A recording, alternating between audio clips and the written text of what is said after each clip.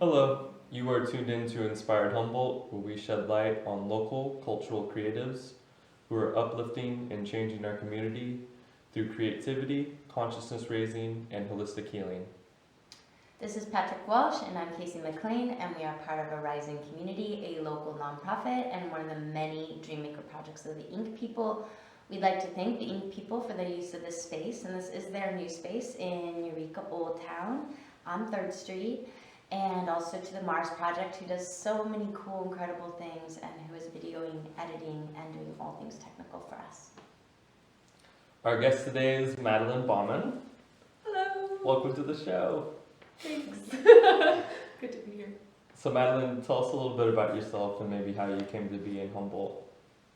Yeah, my name is Madeline June, and I came up here a few years ago, many years ago, actually, it's been 6. I came up for school. I was really inspired by my marine biology teacher who brought in a Humboldt grad, and her passion for this place just shone through so much, and I knew I had to come. And so went from determined to be a marine biologist to an anthropologist to environmental studies, and then ended up graduating with English. Super fun. So now the way different things you're doing here, from marine biology, are having to do more with holistic empowerment and psychedelic integration. Can you tell us about that work? Yeah, so I'm a coach, and so holistic empowerment coaching, it comes into kind of emotional energetic work. And there are many areas of life that can find us in a state of contraction. And this is labeled as depression, anxiety, many things. And I've noticed, the medicine for that is connecting. It's connection with ourselves and others, and finding our power, our inspiration, our passions. And so, I work with my clients to not lead them anywhere, but walk alongside them as they discover the magic that is themselves. And so this is holistic empowerment in finding your strength in a holistic way. And holistic means every part, so leaving nothing behind. And when you say connecting with others, because there's definitely ways we can connect with others that aren't healthy. So you say like the medicine is in connecting with others, but how are you leading people to connect in a richer way and a more healthy way? Well, so what's unique about coaching is it allows you to go into the psyche, but supported. So I use the metaphor as we're walking through the woods together. And the woods are the woods of your own mind and experiences. And I'm not, I've been in my own woods, but I'm not familiar with your woods. But perhaps I can point out a tree, and we can explore your feelings towards that tree. What does the tree mean to you? Where does it come from? How does it relate to these emotions that, are coming up in your life? And perhaps I can clear some bramble and branches away so we can have a better vision. And so, when we bring someone along with us into these woods, it allows just love to be present.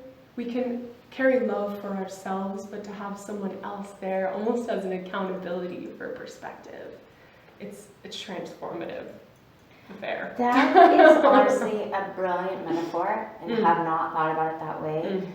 And how important it is to walk through the woods with somebody that you're safe with versus walking through the woods with. A lot of times the people we walked through our woods with weren't safe or, you know, helped us hide the tree. Like, I don't know. Or, you know, when you walk through the woods Didn't with wanna someone see. you've walked through the woods 1,000 times with, there are ingrained patterns. And so this is the difference of working with a coach versus a loved one. Is, you know,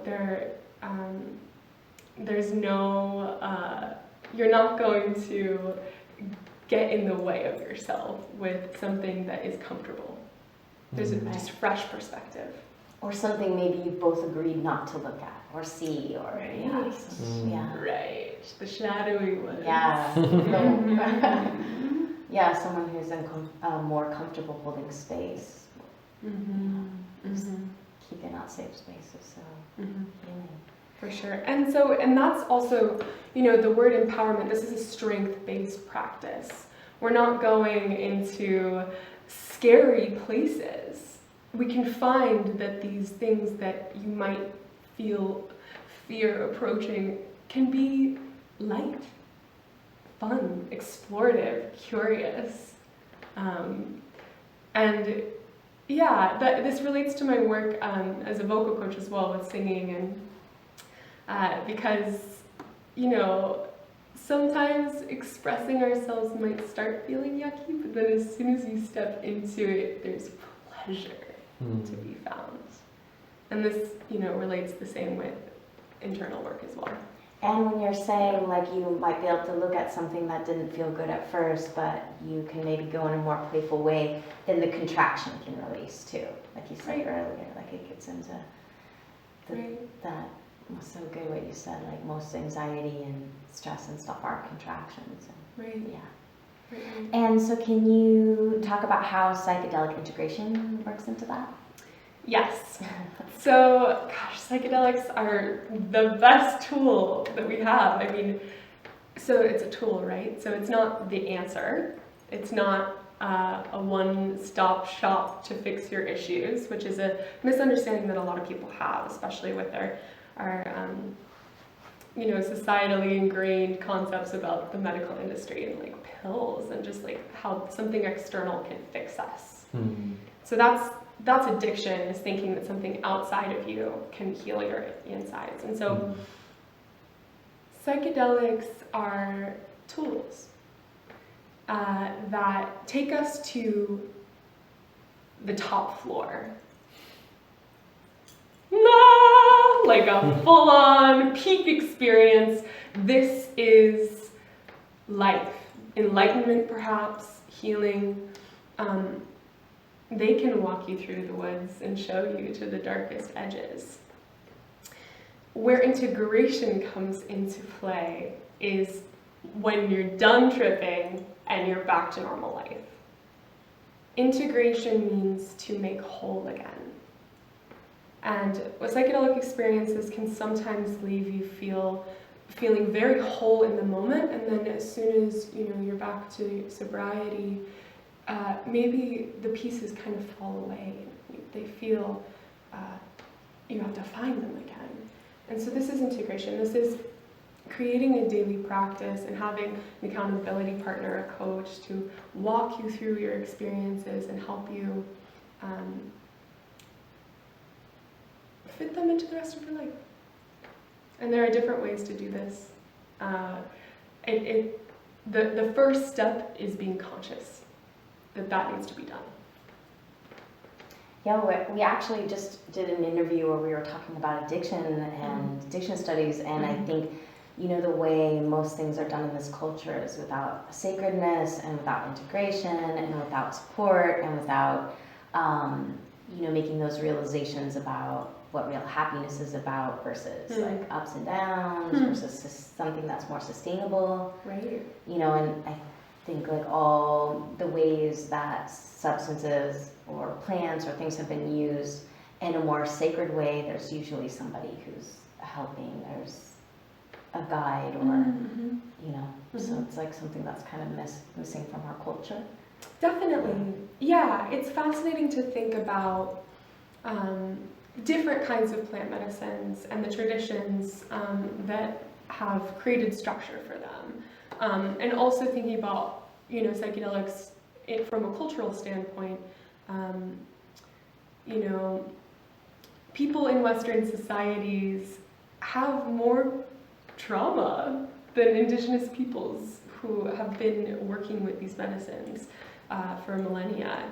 And so it's interesting, something like psilocybin, which is something that comes from this land, but we have been disconnected from the ceremonies that are connected to them.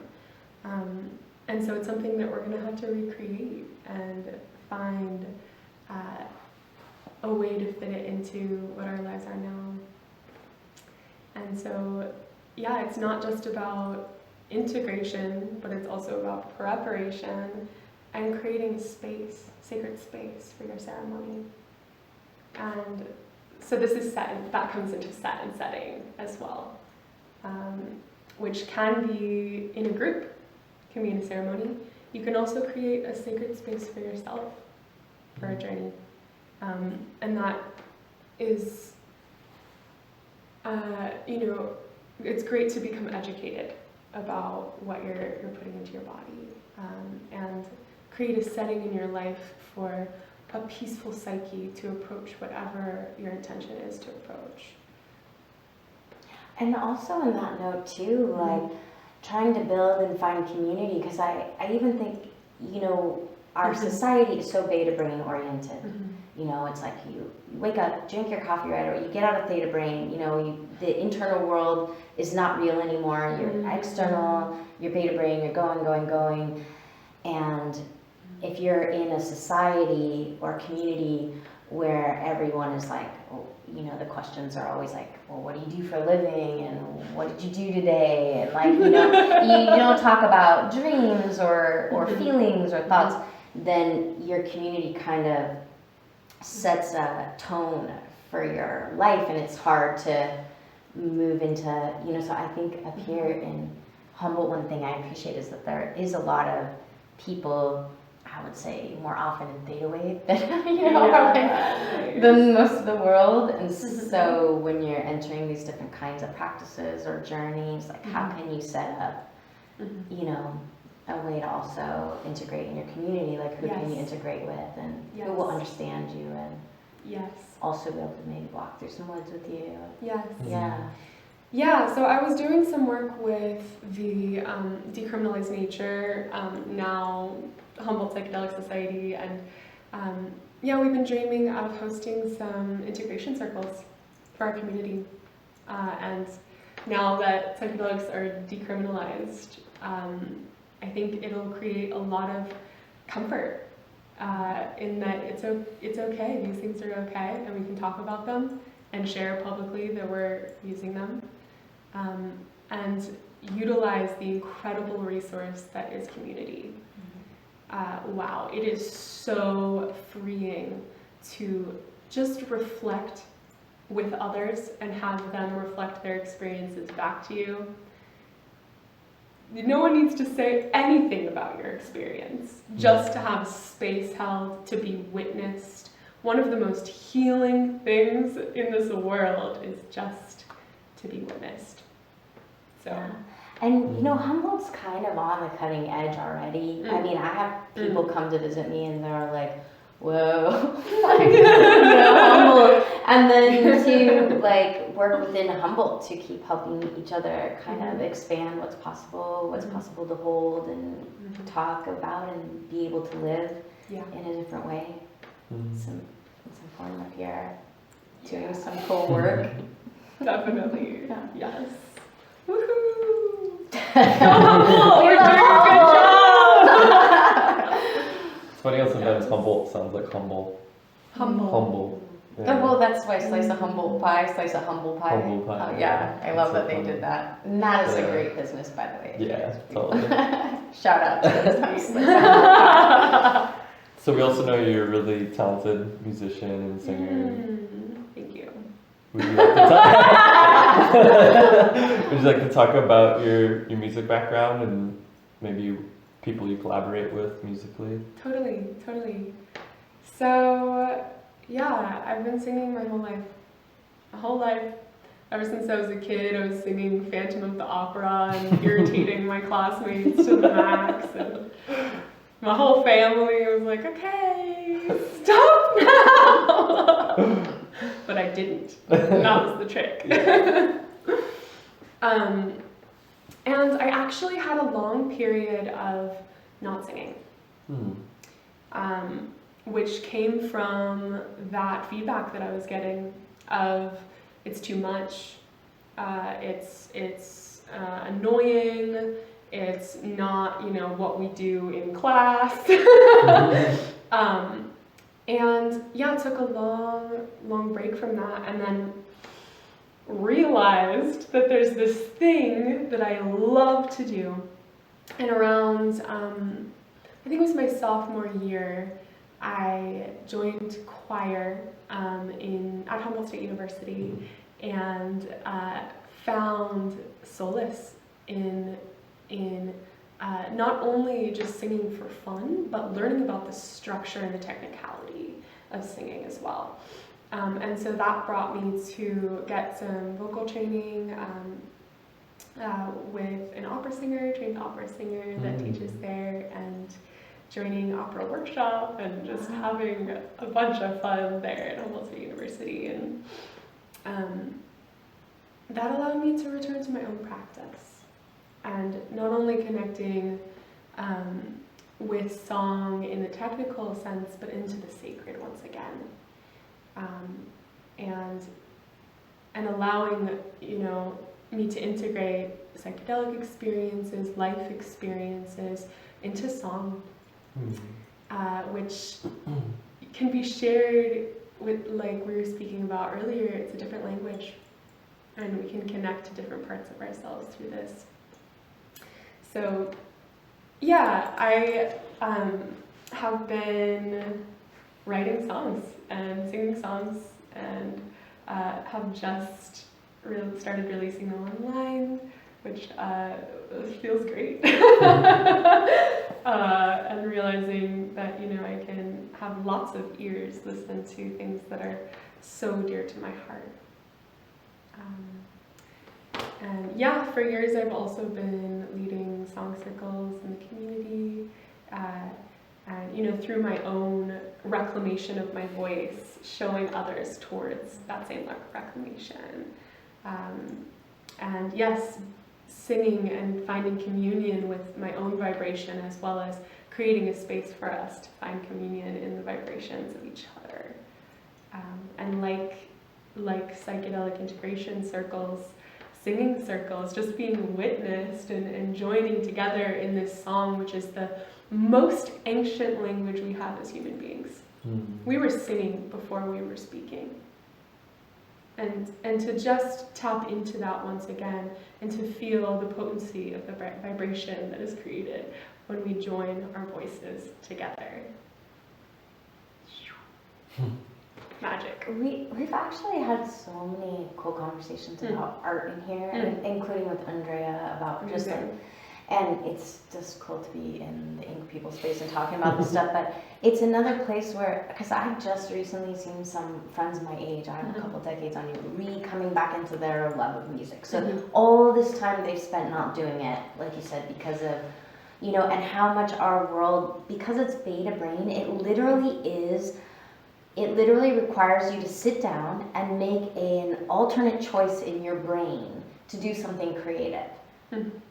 It's like you can't do it in beta brain, so it's hard for people, and it becomes a habit and an addiction of a mindset that we get in, that we can actually heal ourselves from if we stop and kind of force, or, I don't know, it so much, but like if we make that, if we set that real intention, like I'm not just going to do something creative, but I'm going to step out of the way I'm being conditioned to operate in the world, and I'm going to open a different part of my brain. For sure, and hopefully it doesn't have to be forced, right? Right, yeah. Right, like But it almost feels like people get so stuck in, you know, the world is so stuck in external beta brain that you really have to start Sometimes it feels like a breakthrough moment. Like you like there's pressure and you're just like, I'm gonna keep going. Yeah. It's not force, but there's power in that. Yeah. Right. So just this is reminding me of something that I've been thinking about, which is this potent shift moment, this switch moment. And this relates to contraction and expansion, and can relate to beta theta. So, you know, when you're noticing you're in this hard groove that you've been conditioned to be in, you're like, okay, I'm doing the things, I'm doing the right brain things. Like, you know, taking a tool that you've picked up on somehow, oh, I can you know, make a beat while I wash my dishes. I can just sneak, like you're saying, kind of this revolutionary, like, I'm gonna do it anyway! Like these moments when you can find creativity in life, it's everywhere. It's always available. Totally. Just like the muse. There's always something that you can maybe pull down from the collective cloud and reap inspiration from. Totally. And it's hard. And so, but there's resources abound to be inspired by and to pick up and maybe not force, but create structure. Yeah. Like, you know what? I'm going to take 10 minutes and try to lean into this practice.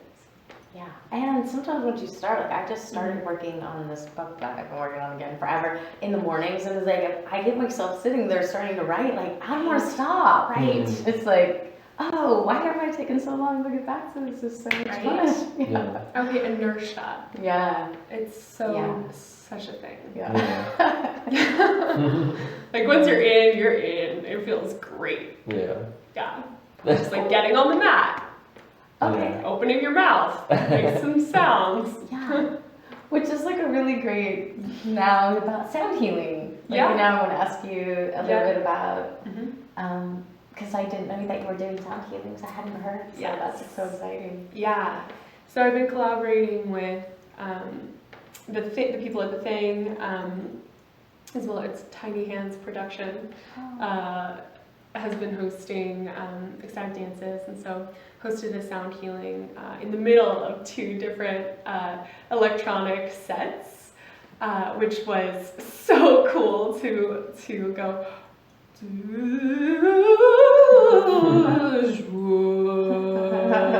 And then it's perfect. When did that happen? What was that? When did that happen? Was that just the Just one a that few was weeks ago. Yeah. Forever Found. Oh, Yeah. shoot. Yeah. But so I've been collaborating with Joshua Tree Palmerloom. Yeah, he's an incredible musician. Will you do that again? Yes. Okay. We're going to be hosting more. Okay. I've collaborated it as well with Shemaya Skywater. Oh, yeah. Incredible as well. Yeah, we interviewed her. She's actually my Amazing. roommate. Oh, cool. Okay, I used to live there too. Yeah. Cool. Yes. Yeah. And sound healing, speaking of theta, I mean, sound. Vibration. It's one of the most psychedelic things, other than psychedelics, I think. Yeah. And if you pay attention to sensation, it actually takes you also out of beta brain. Like paying actually takes you out of the thinking mind, the analytical mind. So if you can be in vibration but also know to pay attention to the vibration in your body, that will, the more you're paying attention to the sensation, the more you get relief from the thinking analytical brain. You know, that is profound, what you just said there. I know you're also a Vipassana meditator. Yeah, right. It's like, I think, just one of the most just relieving thought structures to recognize, of just like awareness of sensation, and just kind of sharpening the pencil of awareness such that that becomes accessible to you always. Really awesome tool. And I know in Vipassana, like, there is this whole thing about you listen to your own vibration and they don't use much sound, but they do use chanting, and later it comes more. So I feel like sometimes, especially for people who maybe haven't mastered their mind into the art of sensation, the vibration, the sound healing can help them get in there faster and have that experience. Yeah, Totally. I love that. Do you want to talk about the thing at all? Or please tell us a little about the thing. Yes, sorry. Yes, the thing is a community space located 833 H Street. It's right now is it's hosting the psychedelic workshop. I forget what it's called. It's like the Psychedelic Weekender, I think is the title. But yeah, we're hosting a variety of educational workshops in celebration of decriminalization in Humboldt. So backing up here, the thing is a artist community collective. And so, yeah, some artists rent offices there, and we've hosted some dances and, yeah, educational workshops, and it's available for rent. And we know Aaron's doing some contact improv on There's Sunday contact nights. improv weekly happening. Amazing. It's exciting because it's right on the plaza. I mean, to have such a groovy space, right? I mean, in outer space has got a space on the plaza. Like, it's just so cool to get that. We're gonna build out Arcata into an incredible artist space that it already is, but like into these mainstream community spaces. So cool. Yeah, so there's a poll. My friend Autumn gave me a lesson the other day, and we just built out the sound lab, which is looking great for our music recording to rent. And I think there's some local DJs that might be offering some of their skills for some skill shares. And there's tea and poetry that happens every Saturday.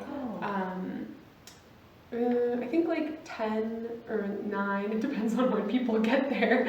And yeah, we're pouring traditional pu'er tea and sharing our poetry. Oh, that's nice. I didn't know that was happening. That's beautiful. Oh, and every Friday from 5 to 7, we're doing sage sessions, which is, yes, more tea. And we love tea. And there's a different topic, and we will just discuss the topic for long amounts of time. That's cool. Yeah. That's cool. Yeah, great space.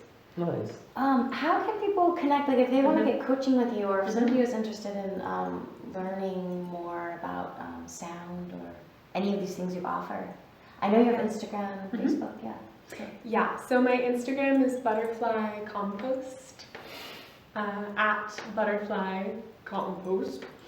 And I'm on Facebook, Madeline June. And Linktree, open the now. And that will be a link to my offerings. Yeah, again, holistic empowerment, psychedelic integration, and vocal coaching. And yeah, be in the loop about any song circles or sound healing. Neat. Yay.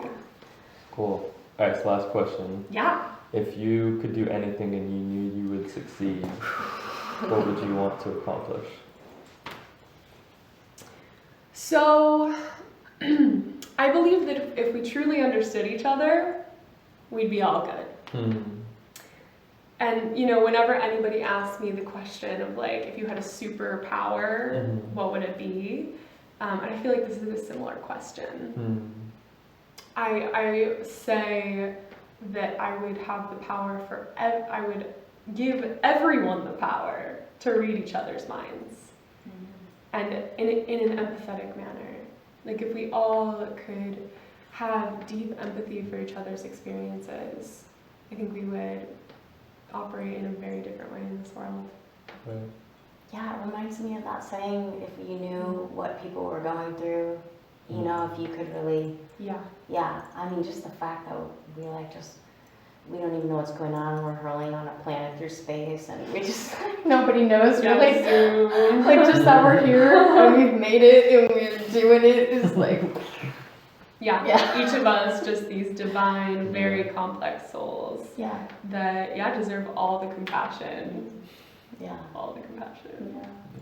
Thank you. That's a good answer. So much. Thank you for so being much. here. Yeah. Thank you both. We both were excited to have you here, and we think you are such a divine being. So. Stop. And actually, we're so grateful you all came and joined us today here, and we wish you so much love and happiness. Thank Yeah. you.